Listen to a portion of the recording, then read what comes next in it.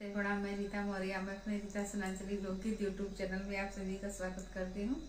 दोस्तों, मैं आज आप लोगों को एक बहुत मज़ेदार झूमर गीत सुनाने जा रही हूँ। आप लोगों को कैसा लगा हमें कमेंट में बताइए और हमारी वीडियो को लाइक करें, हमारे चैनल को सब्सक्राइब करें और हमें भी सपोर्ट करें। गली में आके शोर किया छोला मटर वाला, गली में आके शोर किया छोला मटर वाला, गली में आके शोर किया छोला मटर वाला।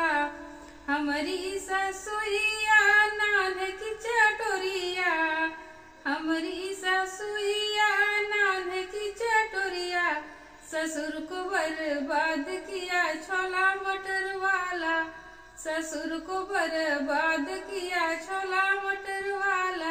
गली में आके शोर किया छोला मटर वाला, गली में आके शोर किया छोला मटर वाला।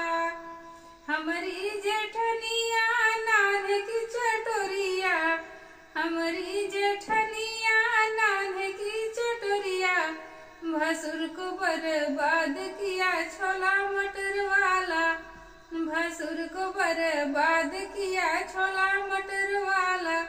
गली में आके शोर किया छोला मटर वाला, गली में आके शोर किया छोला मटर वाला।